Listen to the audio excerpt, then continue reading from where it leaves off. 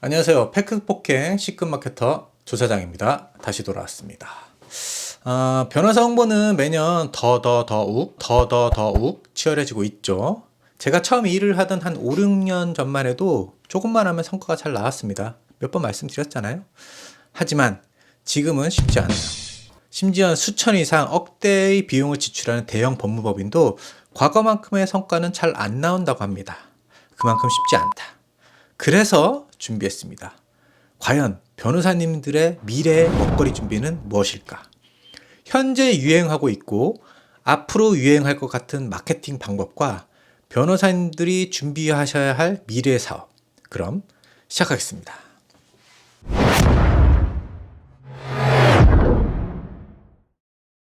먼저 이건 어디까지나 제 개인적인 뇌피셜이 한 60% 정도입니다. 일단 현재 유행하고 있고 앞으로도 유행할 것 같은 마케팅 방법을 먼저 말씀드릴게요.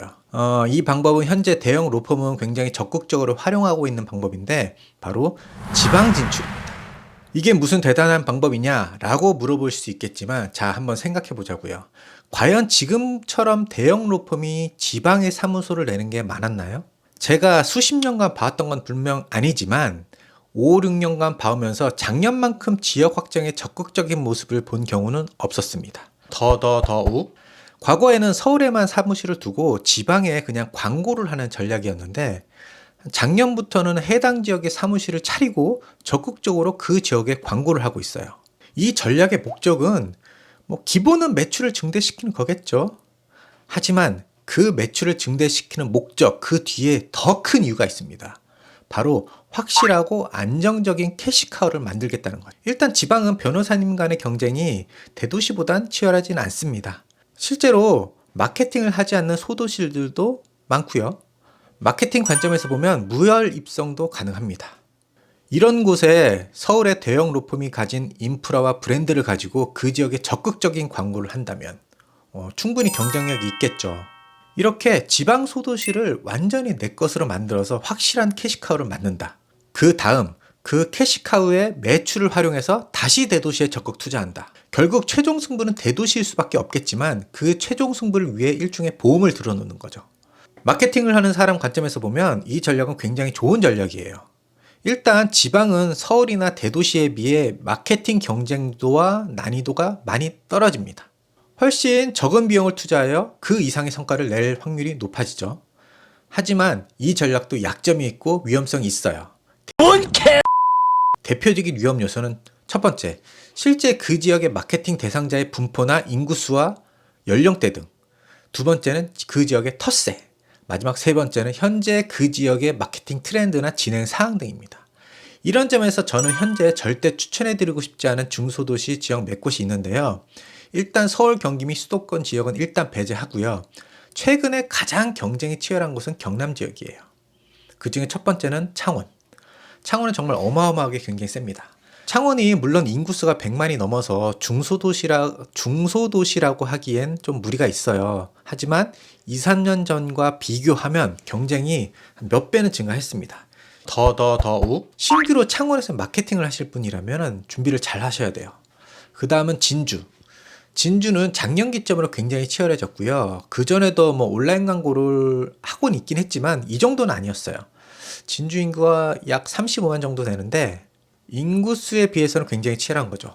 아직 대도시 정도 수준은 아니지만 지방 소도시의 기준으로 보면 경쟁도가 치열한 수준입니다. 이처럼 어떤 지역을 선정하느냐가 굉장히 중요할 수 있어요. 내 로펌이 규모가 커서 마케팅에 투자할 여력이 충분하다면 더 큰 도시를 선정할 수도 있겠지만 그렇지 않다면 지역 선정과 마케팅 방향을 잘 선정해야 합니다. 관련해서 궁금하신 게 있으시면 저에게 물어보셔도 되고요. 그리고 오늘의 주제 중 두 번째인 앞으로 준비하셨으면 하는 변호사님의 사업 모델은 바로 소액 사건 분야입니다. 대표적으로 셀프 소송이나 서류 작성 대행 등이죠. 좀 더 자세히 설명드리자면 코로나 이후에 비대면 사업은 확실히 필수가 되어 갈 겁니다. 변호사님들께서 온라인 마케팅에 적극적으로 참여하시는 것도 그런 이유가 크겠죠. 이렇게 비대면으로 고객에게 제공하는 법률 서비스. 그 중에 첫 번째는 재판이 아닌 서류로만 할 수 있는 법률 업무들. 대표적으로 뭐 회생이라든지 파산 업무, 법률 서류 신청이라든지 내용 증명 발송 등등. 저도 사실 정확히 어떤 업무가 가능할지는 잘 모르겠어요. 하지만 변호사님을 만나지 않고 아니면 최소화하고 서류로만으로도 가능한 법률 서비스 업무를 개발해서 온라인화 시키는 거죠. 사실 이쪽 영역은 주로 법무사님들의 영역이긴 하지만 요즘엔 변호사님들도 많이 하시더라고요. 그리고 실제 이런 서비스를 온라인화한 것도 많이 있고요. 하지만 아직 시장은 있다고 생각합니다. 다만 그 서비스에 대한 확실한 아이덴티티만 있다면, 그리고 또 하나는 셀프 소송 시스템인데요. 우리나라 법률 시장 중에서 실제 엄청나게 큰 영역은 바로 나홀로 소송입니다. 뭐 기사를 보니까 모 국회의원이 조사한 바로는 민사소송의 72.6%가 나홀로 소송이라더라고요. 실제 제 주변에도 나홀로 소송을 준비하신 분들이 꽤 많더라고요. 나홀로 소송을 하는 이유는 사건 대부분이 소액 사건이다 보니까 변호사비가 부담스러우겠죠. 고객 입장에서 소액 사건도 변호사를 선임할 수 있다면 당연히 변호사를 선임할 겁니다. 하지만 또 변호사 입장에서 보면 이런 소액 사건을 낮은 선임료로 선임하는 건 정말 쉽지 않을 거예요. 그래서 이런 나홀로 소송을 온라인으로 시스템화해서 최대한 변호사의 역할을 줄일 수 있다면, 그러면서 고객은 실제 변호사의 일정 수준 이상의 법률 서비스를 받을 수 있고, 이를 활용해서 셀프 소송 진행이 가능하다면 저는 충분히 가능성이 있다고 보여져요.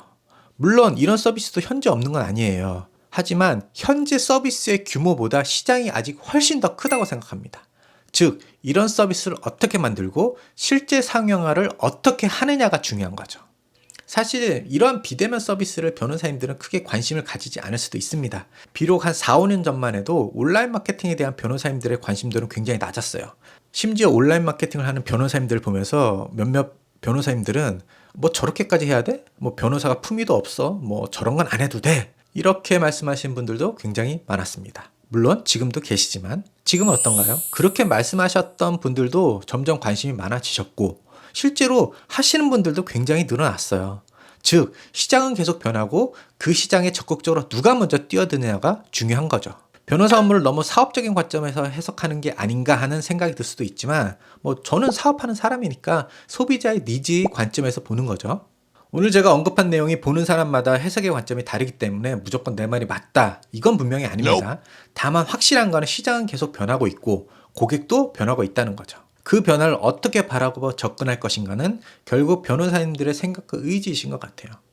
아무튼 저는 언제나 변호사님들을 응원합니다. 제 고객이시든 다른 회사의 고객이시든 변호사님들께서 모두 좋은 결과가 있기를 진심으로 응원하는 한 사람입니다. 오늘은 여기까지 하겠고요. 궁금하신 점이 있으시면 언제든지 연락 주시면 제가 아는 선에서 최선을 다해 답변 드릴 수 있도록 하겠습니다. 그럼 끝까지 응원하겠습니다. 감사합니다.